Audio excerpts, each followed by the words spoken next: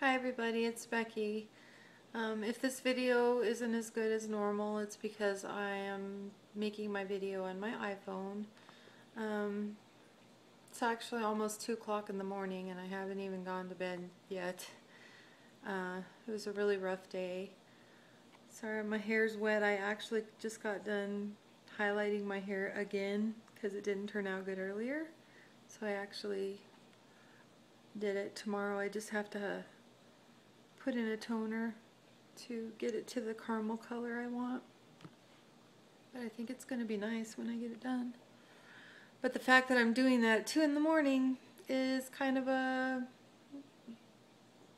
sign of stress. And that's exactly what it is. Today, I was really looking forward to my daughter coming because we were going to work on each other's hair. And my husband woke up in kind of a bad mood. And I don't know if it had a lot to do with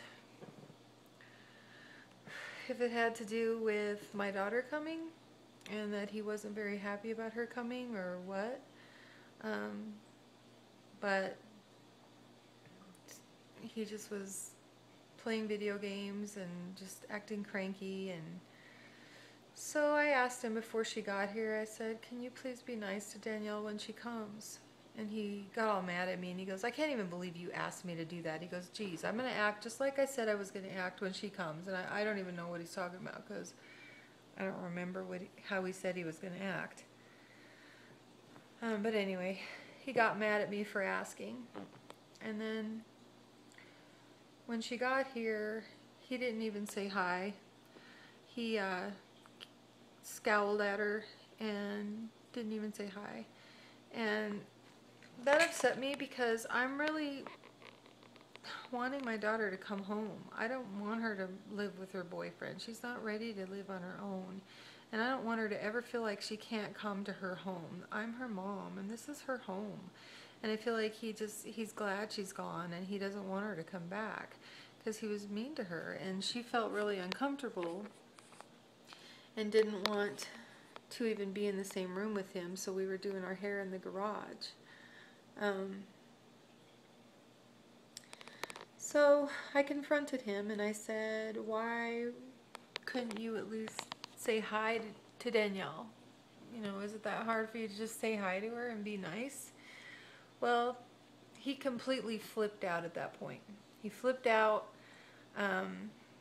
He got really mad at me, started yelling at me, started yelling at Danielle to the point where it was just way, way overboard. There was no reason for him to be yelling at my daughter that way, or me. And my daughter started, the way he was yelling at me, and you know, I can't even remember everything. All I remember is that it was a violent, scary yelling, charging up on me like he was going to hit me. And he's never hit me before, but he's come close a few times. And my daughter got really scared and started yelling at him. And then he started yelling at her. He was calling her an effing bitch. He was, you know, and my little girl was right there in the room. And his son was there. His two little kids were sleeping. But I mean, the fact that he was even yelling at us like that, he just lost it. And started charging up on her. And then I stepped in and I said, don't ever talk to my daughter that way. You know, how dare you treat my daughter that way or talk to my daughter that way. I love her and I am not going to allow you to talk to my daughter that way. And I said, don't you even think about having me make a choice between you and her, because I will choose her every time. That is my flesh and blood and that is my daughter. And I am not going to let anyone drive her away if she doesn't want to go. If she's ready to move on her own, well then I'll be there for her to help her. But to be driven out of here is just ridiculous. Well, he got completely overboard with it, and he just flipped out. And his two twins, who were 3, were sleeping, and his 16-year-old son was here. And he says, I'm leaving. And I said, where are you going? And he was just like, I'm leaving. He's like, you're such a controlling bitch. And, you know, he's so hateful when he's mad at me. He turns into a completely different person, and it's scary. You know, we've been going to counseling. We're trying to work things out, and I thought things were going better until today. He got in his car and I ran out there. We were screaming. I'm sure all the neighbors in the block heard us. And I told him that, he can't just leave his kids here. He needs to take them with him if he's leaving. And he he just left, and he got all mad, and he pulled the car forward like he was going to hit me with it. And then my daughter and my mom started screaming bloody murder. They were scared to death. And then he acted like he was going to drive into my daughter then. And I just ran back to the car and I slapped him in the face. I was just so upset that he would even think about running his car into someone, and that I hit him. I'm not proud of hitting him, but I was just scared to death. I was literally shaking. I couldn't even control it. I was shaking to death. And he charged up on me, and his son held him back. And I believe that he probably would have hit me if his son weren't there. And the thing about this, guys, all I asked him to do was be nice to my daughter, and it turned into something so violent and ridiculous. It's just so overboard. He has PTSD, and he has some issues with confrontation and communication, and he gets defensive, and he gets angry and violent, and it always turns back on me, and I can't live like that anymore. And so then he goes away, and then he texts me and says, I'm going to come and get my kids and all my stuff. I think it's best if we separate. I want a divorce. And it was that quick. I mean, yesterday we went to his parents' house. We spent time with his sister who was out of town. We had a really good day. We were getting along really good. But because my daughter came home today, everything changed. And he turned into a complete, violent, scary man.